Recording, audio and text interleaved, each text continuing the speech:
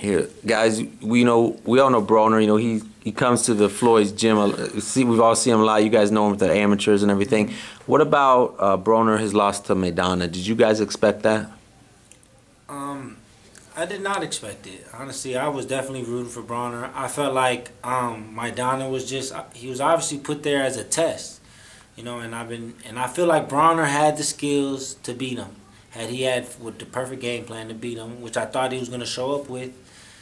I thought he was going to beat Maidana, but Maidana he came with a right game plan. He stuck to his plan and he executed his plan much better. And like he said, he was a better man that night. But it was a great fight. It was definitely a great fight for boxing. It definitely mixed up the 147, 140 matchups now. So it was definitely. I feel like that loss was a good tough loss, but it was a learning lesson, and it's gonna make things more interesting in that weight division. You know what?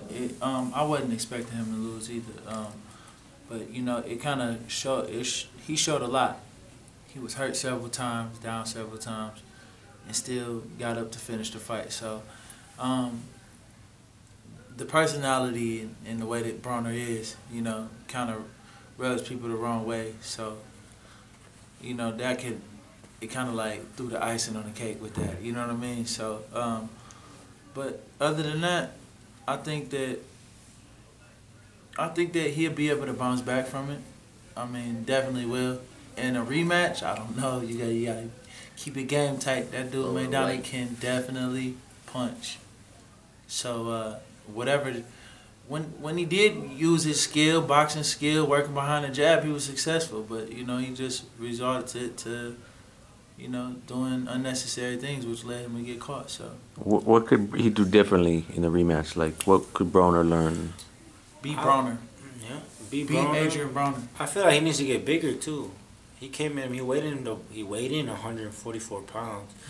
If you're committing yourself to stay at welterweight and fight at 147 pounds, then you should come in weighing 147 pounds. Those 3 pounds is a lot. It's a big difference. Maidana's obviously the bigger man. What did he come into the ring about 160, close to 160, 150 something. So he's already.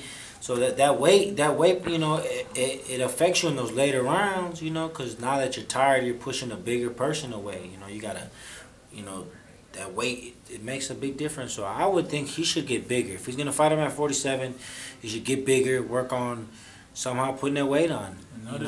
Come in there with 147. When you in there with a puncher, you got to be smart, man. You know what I mean? You got to be smart. Don't take no dumb risk, and come in there with a solid game plan and stick to it, Okay. Now, do you think Maidana, think him working with Robert Garcia has helped him a little bit? I think it did. And he definitely showed it. It was Robert who said he had told the game plan. I remember seeing the interview after the fight, and Robert had said that he clearly showed that he had did his homework. He said, Broner takes off. We know that Broner takes off those first 3-4 rounds, and we're gonna make sure that Maidana jumps on him in the very beginning of the fight. And that's exactly what happened. And that's the reason the fight was even, the way it went, because Broner was hurt the first. It took 13 seconds for Maidana to land that big right hand.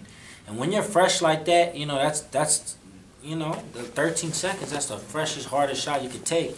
And he took it right away, so that shot changed the rest of the fight. So I think that the way that Robert trains, and you know what I mean, is like you said, the way he does his work and puts the game plan together is serious. I mean, any fighter or trainer going against him has their hands full as far as that, because they definitely know what they're doing over there. And they're if you make mistakes, Robert is gonna make sure his fighter jumps on you when you do.